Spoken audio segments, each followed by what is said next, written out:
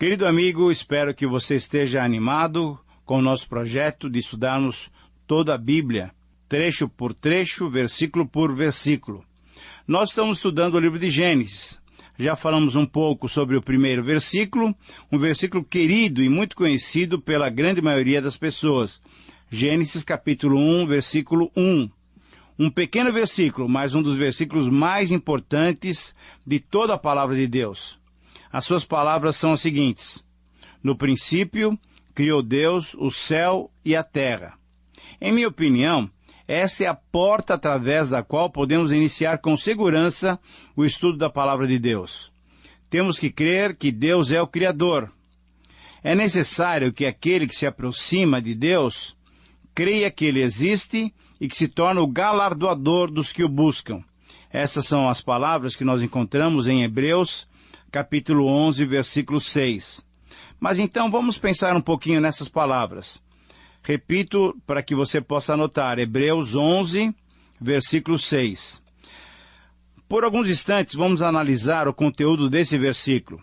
Dissemos que esse versículo só pode ser recebido por meio da fé. Pela fé, nós entendemos que o mundo foi formado pela palavra de Deus. Tudo o que veio a existir foi feito através da palavra de Deus. Tudo o que vemos é real. Nada é mitológico, nada é fantasmagórico.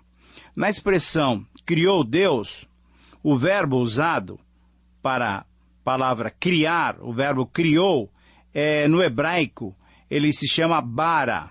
E ele tem esse significado, criar do nada.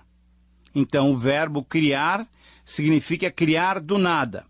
Esse verbo tem unicamente Deus como sujeito e sempre se refere a Deus como alguém que produz um resultado novo e imprevisível. Deus criou tudo do nada. Nesse primeiro capítulo de Gênesis, esse verbo, ele é usado 3 vezes apenas. Nesse versículo número 1, isso é no primeiro versículo da Bíblia, no versículo 21 e no versículo 27. São relatados 3 atos da criação de Deus. Então, veja só. No versículo 1, nesse versículo que nós estamos estudando, temos a criação dos céus e da terra do nada. Vieram a existir através da palavra de Deus do nada. Depois, no versículo 21, temos a criação dos grandes animais marinhos e das aves. Diz assim o versículo: criou Deus os grandes animais marinhos e todos os seres viventes que rastejam. E por fim, depois, encontramos o terceiro ato da criação, a criação humana. No versículo 25, 26, 27, nós encontramos esse relato e depois temos as seguintes palavras: criou Deus, pois, o homem, à sua imagem, a imagem de Deus o criou. Homem e mulher os criou. O que nós estamos vendo, na verdade, é que a teoria da evolução, ela encontra muitas dificuldades com esse relato. E ela não tem condições de explicar a sua própria teoria satisfatoriamente. A evolução teísta, que é defendida por alguns teólogos modernos, afirma que os dias mencionados aqui correspondem a longos períodos de tempo, e não apenas aos nossos dias de 24 horas. Mas é importante destacarmos também que essa é mais uma das grandes hipóteses que tem que ser levantado. O texto sagrado, de alguma maneira, é claro em mostrar que se trata de dias de 24 horas. Vemos que a Bíblia menciona a tarde, menciona a manhã, além de mencionar o dia e a noite. O versículo 16 diz que Deus colocou luzeiros no firmamento dos céus para o maior governar o dia e o menor governar a noite. De forma que esses termos são bastante claros para nos mostrarem que podemos aceitar os dias de 24 horas e não de longos períodos de tempo. Mas retornemos ao estudo do versículo 1, que tem sido o foco dos nossos comentários. Ali nós lemos que Deus criou o céu e a terra.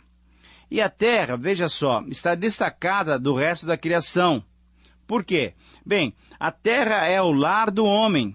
Aqui é o local onde o homem foi colocado. Deus o colocou na terra e nos interessamos nesse relato porque nós somos criaturas e que somos criaturas da espécie humana. Agora, quando a gente prossegue no texto, nós podemos olhar para o versículo 2. E o versículo 2 tem esse conteúdo.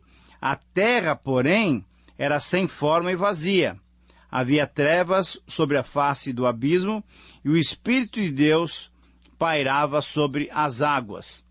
Em relação a esse versículo, existem alguns estudiosos que trazem palavras bem interessantes da seguinte maneira: a terra, porém, tornou-se sem forma e vazia, ao invés de a terra estava sem forma e vazia. Veja só, é uma pequena mudança de palavras, mas que dá uma interpretação bem diferente.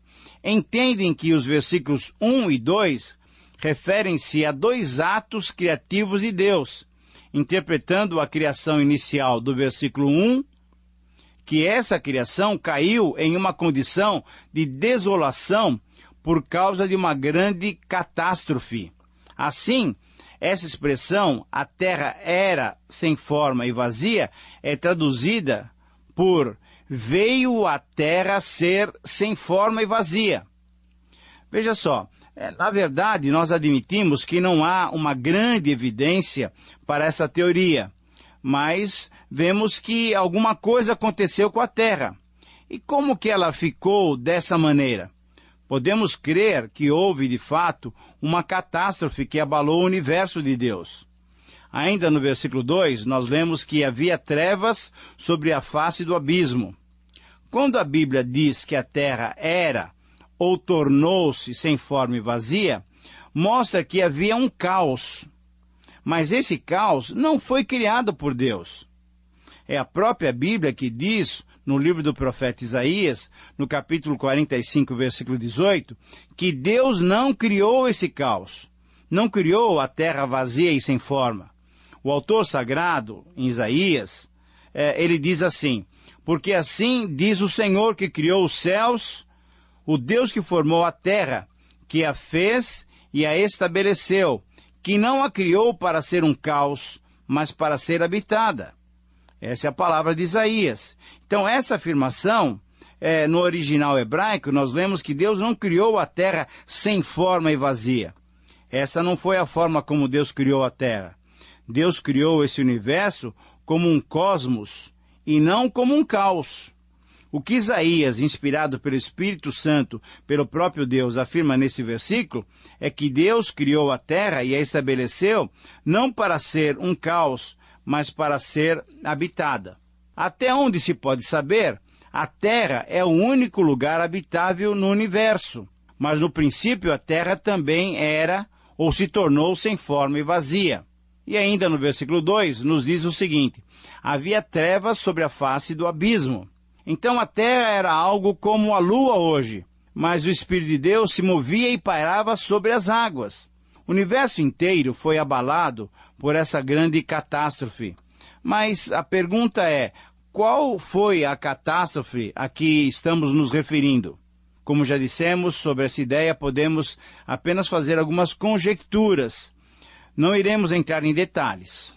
Talvez entremos em detalhes sobre esse assunto quando chegarmos a outras passagens da Escritura Sagrada. Mas é possível que tenha existido na Terra uma criação pré-adâmica, e que entre os versículos 1 e 2, a grande catástrofe se refere à queda de Lúcifer, que na verdade é Satanás, o diabo. Muito provavelmente, o estado da terra sem forma e vazia está relacionada com a queda de Satanás. Apesar da Bíblia não dar detalhes sobre o assunto, podemos, através da sua leitura e do seu estudo, percebermos que há o suficiente para chegarmos à conclusão de que a terra se tornou sem forma e vazia, e se tornou num grande abismo. Provavelmente, por quê? Por causa da presença de Satanás. Exatamente no versículo 2, ele termina dizendo que Deus, por meio do seu Espírito, tornou novamente a terra habitável para o ser humano, para o homem, diz o texto. E o Espírito de Deus pairava sobre as águas. A palavra pairava essa palavra empregada aqui, ela tem o mesmo sentido de proteger, de cobrir, a mesma forma que uma galinha acolhe os seus pintinhos. Assim o Espírito de Deus cobria a face das águas. E assim vemos, portanto, o Espírito de Deus começando o seu ministério de refazer, isto é, de fazer de novo, de recriar a criação original de Deus. Ele entrou em cena para criar de novo. E é isso que o Espírito Santo está fazendo em nós também, em nossos dias.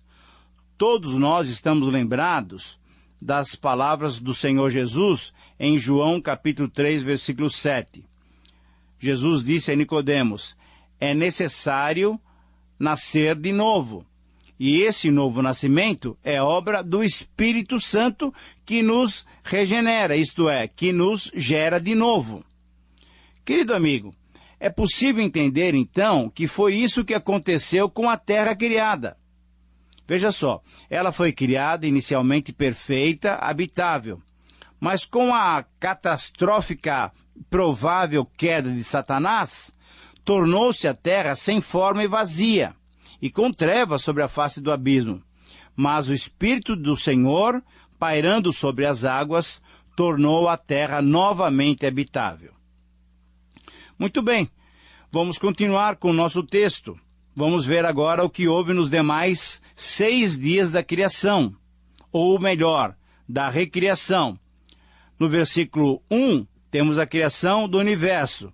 No versículo 2, temos a convulsão da terra quando ela se tornou sem forma e vazia.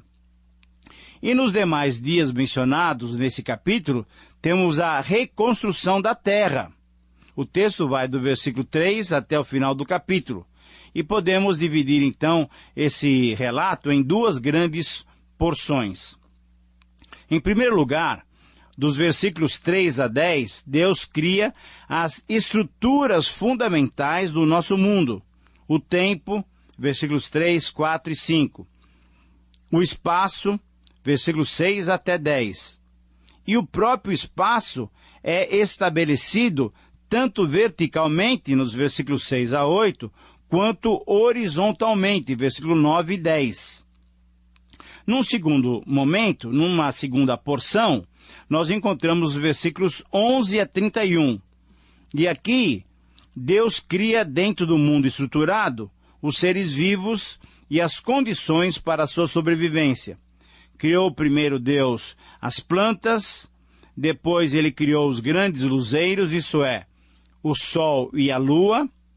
Nos versículos 14 a 19, há esse relato. Depois, em terceiro lugar, Deus cria os animais marinhos e as aves, no versículo 20 a 25. E, finalmente, no quarto lugar, nos versículos 26 até 28, Deus criou o ser humano. E aí o Senhor proporcionou ao ser humano todas as condições para a sua sobrevivência. Nos versículos 29 e 30, nós encontramos isso. No versículo 31, nós encontramos um parecer de Deus aprovando com satisfação a sua criação. Viu Deus que tudo quanto fizera, e eis que era muito bom, e houve tarde e amanhã o 6º dia. Como você que está nos acompanhando com a sua Bíblia aberta deve ter percebido, os 3 primeiros versículos do capítulo 2 relatam o término da criação, mostrando que no 7º dia Deus descansou de toda a sua obra que ele tinha feito e o abençoou e o santificou. Por quê? Porque nesse dia, Deus descansou de toda a obra que como Criador ele tinha feito. Querido amigo, eu quero agora detalhar com você um pouco mais esses dias da criação. Então, vamos voltar para o versículo 3. No versículo 3 nós lemos: disse Deus, haja luz, e houve luz. É aqui pela primeira vez na Bíblia que encontramos Deus falando. E exatamente, o nosso Deus fala. E quando Ele fala, as coisas acontecem. O que não existia, veio a existir. Esse é o nosso Deus. Nos versículos 4 e 5, nós lemos: E viu Deus que a luz era boa, e fez separação entre a luz e as trevas. E chamou Deus a luz dia, e as trevas noite. Houve tarde e manhã, o primeiro dia. Então aqui temos mais uma pista de um dia constituído de 24 horas. Nos versículos 6 até 8, vemos Deus falando novamente. O versículo diz assim: E disse Deus: Haja firmamento no meio das águas, e separação entre águas e águas. Fez, pois, Deus o firmamento, e separação entre as águas debaixo do firmamento, e as águas sobre o firmamento. E assim fez Deus, e chamou Deus ao firmamento céus. Então, esse firmamento aqui referido é o espaço, vamos dizer assim, acima das nossas cabeças, nas alturas, onde encontramos as nuvens, inclusive aquelas que formam as águas. Vemos também o firmamento no meio das águas e a separação entre águas e águas. Deus separou as águas não somente aqui na terra, mas também no céu. Entende-se que existem 3 tipos de céu, ou pelo menos 3 sentidos da palavra céu na palavra de Deus. Jesus, por exemplo, falou das aves do céu, isso é, o céu aqui é chamado de firmamento. A seguir, há o céu das estrelas, e ainda depois o terceiro céu, onde Deus habita. Essa é uma explicação dada por muitos estudiosos. Embora não tenhamos essa explicação detalhada em algum texto bíblico, nós aceitamos essa posição. E aí houve manhã e tarde o segundo dia. Nos versículos 9 até 13, esses versículos relatam que Deus mandou que as águas se ajuntassem debaixo do céu num só lugar, e ordenou que aparecesse a porção seca, e assim se fez. E a essa porção seca ele chamou terra, e ao ajuntamento das águas chamou mares. A terra produziu relva, ervas e árvores frutíferas, e viu Deus que isso era bom. Então houve tarde e amanhã, o terceiro dia. Nos versículos 14 a 19, na sequência do texto, eles descrevem a criação divina dos grandes luzeiros, isto é, o sol e a lua, e também as estrelas. Colocando-os no firmamento, no céu, Deus deu a ordem para que eles alumiassem a terra, marcassem dias e noites e as estações do ano. E Deus viu que isso era bom, e houve tarde e manhã, o quarto dia. Agora, os versículos 20 a 23. Criou Deus e povoou as águas com enxames de seres viventes, os grandes animais marinhos, os répteis, os peixes, e colocou as aves voando sobre a terra e sobre o firmamento nos céus. E viu Deus também que tudo isso era bom. Deus os abençoou e ordenou-lhes que se multiplicassem. Houve assim tarde e manhã, o quinto dia. Então, eu espero que você esteja acompanhando, mas antes de passarmos adiante, eu gostaria que você percebesse junto comigo que Deus está ativamente criando tudo do nada. Essa é uma informação que precisamos reter bem claro em nossas mentes. Deus, quando cria, cria do nada. E esse é um registro, apesar de ser uma síntese da obra criativa de Deus, que não dá margem para se pensar que Deus tenha usado o processo da evolução. Deus está fazendo as coisas aqui através da sua poderosa palavra. Deus não criou apenas uma espécie que produziram outras espécies. Deus é quem criou todas as coisas, todas as espécies. Até então, nada existia. Esse é o nosso Deus. Esse é o nosso Deus Criador. Na sequência, os versículos 24 a 31 relatam Deus criando os animais domésticos, os répteis e os animais selváticos, cada um segundo a sua espécie, contradizendo completamente mais uma vez a teoria da evolução. Mas, querido amigo, eu quero destacar alguma coisa bem especial, algo maravilhoso. Ainda nesse sexto dia, algo muito importante aconteceu. Disse Deus: façamos o homem à nossa imagem, conforme a nossa semelhança. Sim, o homem não pode ser produto da evolução. Foi Deus quem nos criou. Nós, seres humanos, não viemos de uma planta, não viemos de um animal, não viemos de uma ameba. Nós fomos criados por Deus à sua imagem e semelhança. Todos nós somos descendentes desse homem que Deus criou. Nós somos obras das mãos de Deus. É esta a realidade que o livro de Gênesis nos apresenta. Esta é a realidade do relato bíblico. Mas vale a pena terminarmos esse nosso programa destacando ainda mais um detalhe muito interessante no versículo 26. O verbo fazer é citado no plural e por 2 vezes temos o pronome também no plural. Veja só, façamos, é plural, o homem, a nossa imagem, nossa é plural, conforme a nossa semelhança, nossa novamente é plural. Querido amigo, é isso mesmo que você está pensando, mesmo que se interprete o verbo no plural gramaticalmente, como plural de majestade, ou no plural deliberativo, são maneiras gramaticais de usarmos o verbo. O certo é percebermos que aqui temos uma clara indicação da pluralidade dentro da unidade divina. Isso é, nós temos uma referência clara às pessoas da Trindade. Eu e você somos obra das mãos poderosas e amorosas de Deus Pai, Deus Filho e Deus Espírito Santo. Querido amigo, nós voltaremos a tratar desse tema em outros programas, mas enquanto isso, e no final desse programa, agradeça a Deus pela sua maravilhosa criação. Agradeça a Deus porque você é uma criatura feita por um Deus poderoso e amoroso.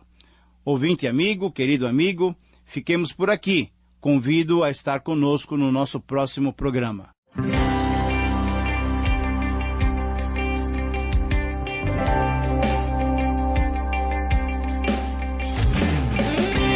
Através da Bíblia. Estudo sistemático e detalhado da Palavra de Deus do Gênesis ao Apocalipse.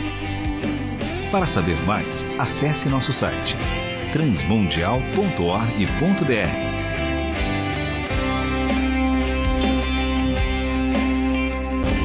Meu pecado sim expirou na cruz e por graça sem igual salvou-me meu Jesus.